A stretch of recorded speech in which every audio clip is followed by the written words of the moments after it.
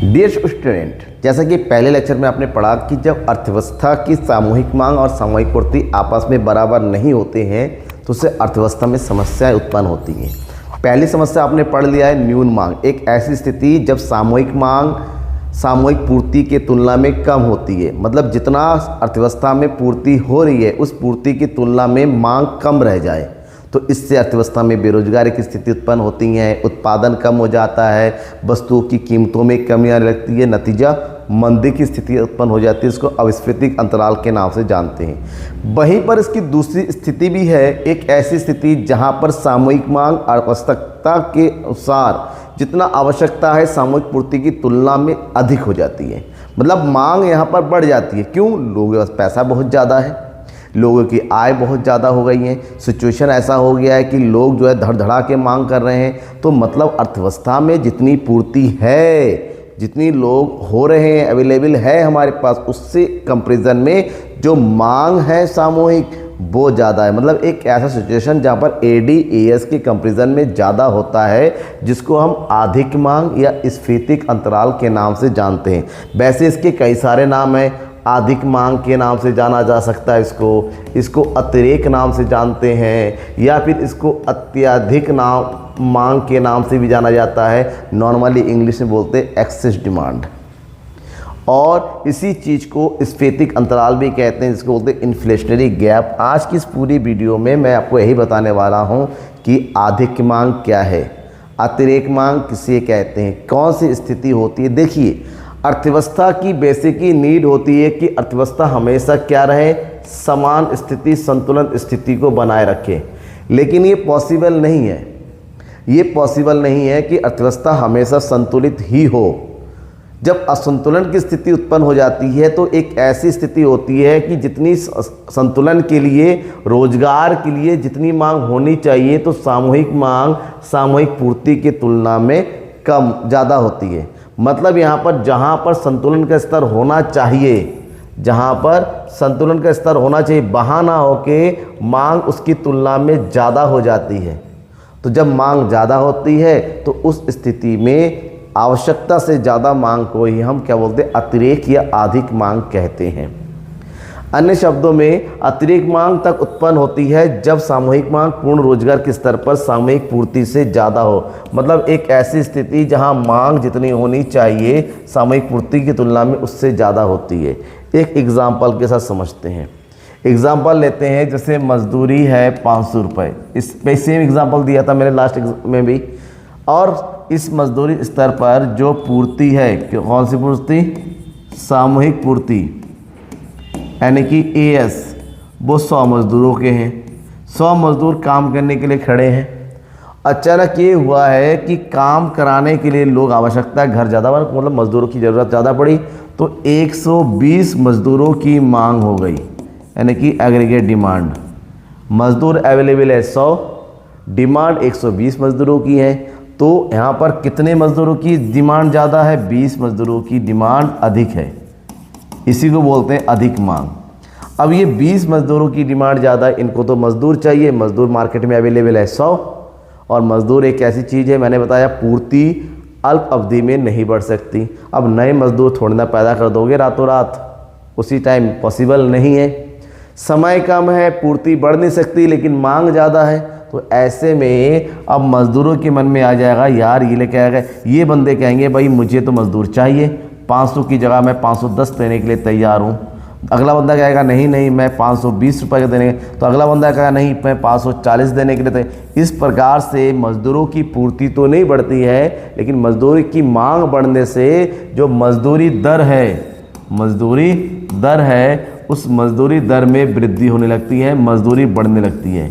और इसी का नतीजा होता है धीरे धीरे मज़दूरी इतनी बढ़ने लगती है कि अर्थव्यवस्था में महंगाई की स्थिति उत्पन्न हो जाती है। इसी महंगाई को नॉर्मल भाषा में बोलते हैं स्फीति, मुद्रास्फीति, यानी कि इन्फ्लेशन की पोजीशन कहते हैं। समझ में आ गया? लेकिन क्योंकि पूर्ति अपने मैक्सिमम पॉइंट पर है, पूर्ति बढ़ नहीं सकते। पूर्ति बढ़ना, जैसे पर एक एग्जांपल दूँ उत्पादन का, कि यहाँ पर 100 यूनिट का प्रोडक्शन हुआ है और मार्केट में एक 20 यूनिट की डिमांड है, भाई 20 यूनिट आ नहीं सकता, तो ऐसे में डिमांड इतनी ज़्यादा है, ऐसे में धीरे धीरे चीज़ों के दाम जो होता है क्या होने लगते हैं, बढ़ने लगते हैं। और चीज़ों के दाम बढ़ने का मतलब ये होता है एक समय ऐसा होता है बहुत ज़्यादा दाम बढ़ जाता है, विकट स्थिति हो जाती है और महंगाई आ जाती है। इसी चीज़ को हम अधिक मांग या फिर अतिरिक्त मांग के नाम से जानते हैं।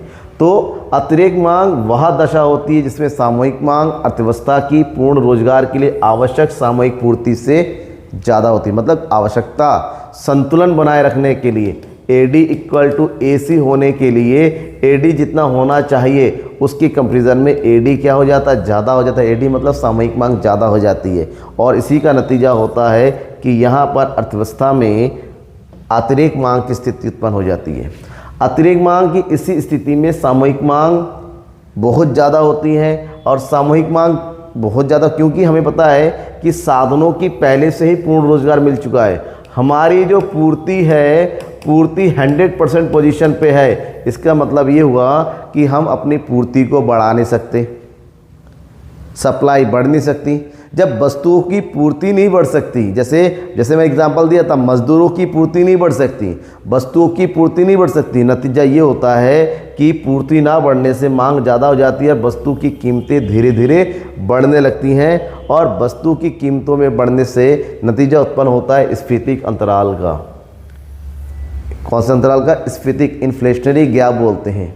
और स्फीतिक अंतराल एक ऐसी स्थिति होती है जो बताता है कि अर्थव्यवस्था में वास्तविक सामूहिक मांग कितनी है और पूर्ण रोजगार के लिए कितनी सामूहिक मांग होनी चाहिए। अगर वास्तविक सामूहिक मांग आवश्यक सामूहिक मांग से ज़्यादा है तो उन दोनों के बीच का जो अंतर होता है उसी अंतर को स्फीतिक अंतराल यानी कि अतिरिक्त मांग के नाम से जानते हैं। जैसे कि एग्जांपल दिया कि 120 मजदूरों की डिमांड है और मजदूर अवेलेबल है 100, तो 100 मजदूर, डेली 100 मजदूरों की मांग होती थी, 100 मजदूर अवेलेबल थे। आज 100 मजदूर अवेलेबल है, 120 की डिमांड है। इसका मतलब इस बीच का जो अंतर होता है कि 20 मजदूरों की मांग ज़्यादा है, इसी से ही स्फीतिक अंतराल की स्थिति उत्पन्न होती है। समझ में आ गया? तो इसको थोड़ा सा अगर हम डिटेल से समझें तो यहाँ पर इस ग्राफ से समझिए। देखिए ये जो O से सीधा जो है ये है हमारी सामूहिक पूर्ति AS। क्या है? AS। और ये जो पोजीशन बता रहा है ये है सामूहिक मांग यानी कि ये आवश्यक स्थिति है। कौन सी स्थिति? आवश्यक। अगर ये होता तो इस पॉइंट पे अर्थव्यवस्था का संतुलन स्तर बन जाता बिंदु A पर, जिसको बोलते हैं फुल एम्प्लॉयमेंट यानी कि पूर्ण रोजगार की स्थिति। लेकिन वास्तव में ऐसा ना हो कि क्या हो गया कि सामूहिक मांग उससे ऊपर हो गई, क्योंकि पूर्ति ये मैक्सिमम है, पूर्ति सीधी नहीं जाती, पूर्ति अब इस तरह से बन जाती है। तो सामूहिक मांग ज़्यादा होने से जो पूर्ति वक्त अपने लिमिट में आके सीधा स्ट्रेट चलने ले जाती है, तो नया जो पोजीशन है वो यहाँ बन जाता है जो कि यहाँ ना चाहिए था। तो यहाँ पर E और ये बन जाता है पॉइंट F। तो यहाँ पर जो EF है, E और F, इसी स्थिति को बोलते हैं कौन सी चीज़? स्फीतिक अंतराल। कि जितनी मांग होनी चाहिए मांग उससे ज़्यादा है।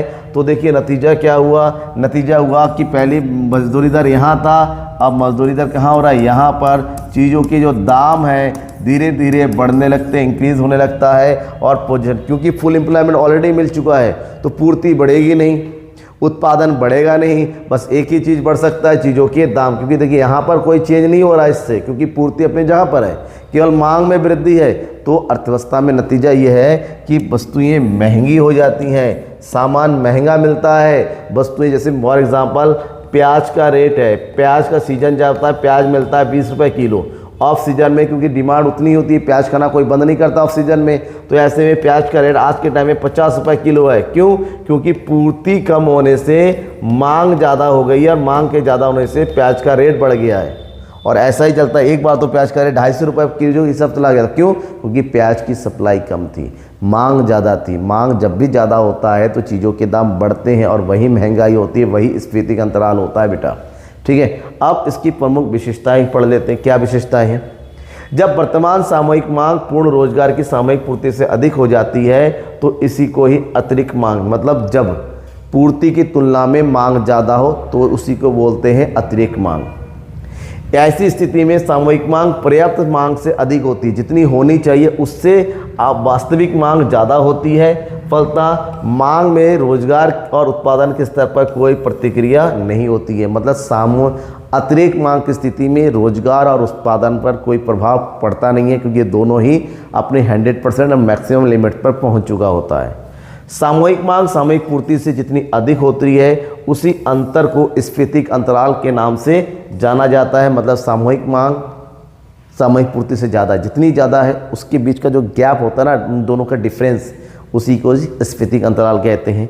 स्फीतिक अंतराल जितना अधिक होगा अतिरिक्त मांग भी उतनी ही अधिक होगी, और जितना स्फीतिक अंतराल होगा वस्तु उतनी ही ज़्यादा महंगी होती चलेंगी, वस्तु की कीमतें उतनी ही बढ़ती चली जाएंगी, और नतीजा अर्थव्यवस्था में मूल्य, और मूल्य का बढ़ना ही अर्थव्यवस्था में महंगाई की स्थिति बोलती है, जिसको बोलते हैं महंगाई डायन जात है। अब अतिरिक्त मांग की स्थिति उत्पन्न क्यों होती है? पहला सिंपल सी बात है, जब लोगों के पास बहुत ज़्यादा पैसे होते हैं तो उस पैसे को लोग खर्च करना चाहते हैं। लोग अपनी आवश्यकताओं की पूर्ति करने पर पैसे खर्च करते हैं। कोई घर बनाता है, कोई गाड़ी खरीदता है, कोई घर की ज़रूरतें सामान खरीदता है, कोई घूमने फिरने लगता है। मार्केट में डिमांड बढ़ जाती है चीज़ों के।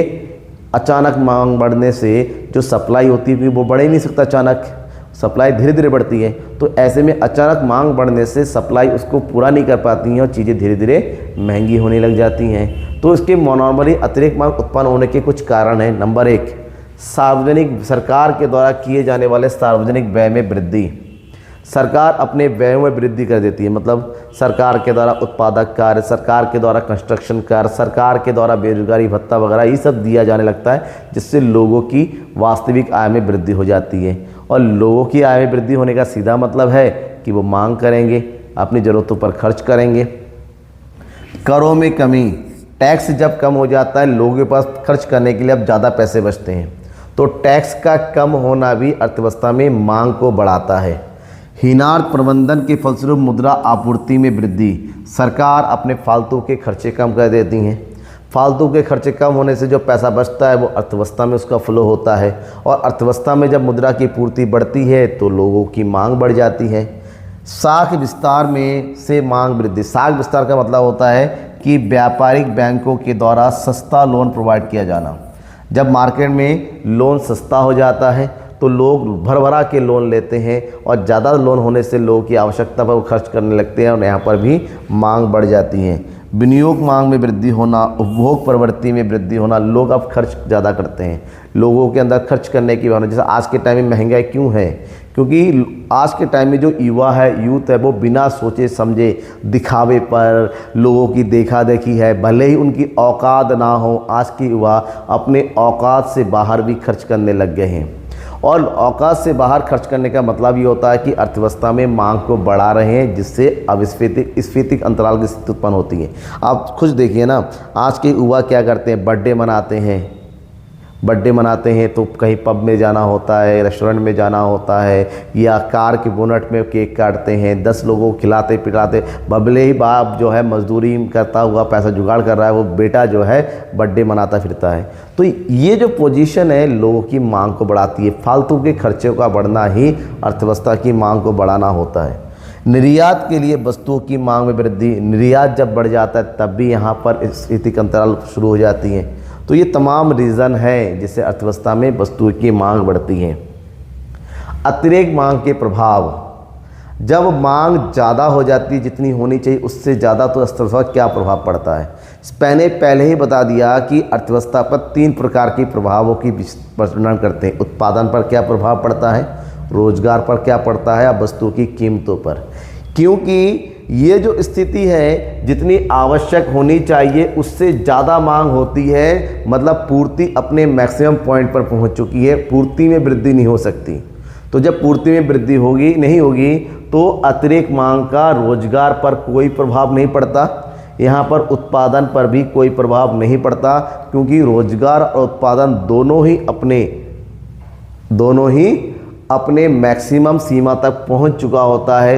पूर्ण रोजगार की स्थिति उत्पन्न हो चुकी होती है, तो रोजगार में और अधिक वृद्धि नहीं होती, ना ही उत्पादन में वृद्धि होता है। तो जब इन दोनों में कोई प्रभाव नहीं होता है तो केवल जो इफेक्ट होता है वस्तु की कीमतों पर, क्योंकि वस्तु की मांग ज़्यादा है और वस्तु की पूर्ति उसकी तुलना में कम है तो मांग जब भी ज़्यादा होती है पूर्ति पर बहुत अधिक दबाव डालती है, जिससे धीरे धीरे वस्तु की जो कीमतें होती हैं वो बढ़ने लगती हैं और ये बढ़ी हुई कीमतें ही महंगाई की स्थिति उत्पन्न कर देती हैं, जिसको स्फीति बोलता है, मुद्रास्फीति के नाम से जानते हैं। अब बात यह है कि अतिरेक मांग को ठीक किया जा सकता है उसके लिए कुछ उपाय उठाए जाते हैं। तो अतिरेक मांग, अधिक मांग को ठीक करने के जो प्रमुख उपाय हैं उसको 3 कैटेगरी बांटते हैं: राजकोषीय उपाय, मौद्रिक उपाय, ये अन्य उपाय। ये सेम वही है जो आपको न्यून मांग को ठीक करने के लिए मैंने बताया था, बस उपाय बिल्कुल उसका थोड़ा सा उल्टा होना है। सार्वजनिक व्यय, अगर अर्थव्यवस्था में मुद्रा की पूर्ति बहुत अधिक है जिससे मुद्रास्फीति की स्थिति उत्पन्न होती है, मांग अधिक है तो मांग को कम करने के लिए सरकार के द्वारा सार्वजनिक व्ययों में कमी कर दी जाती है।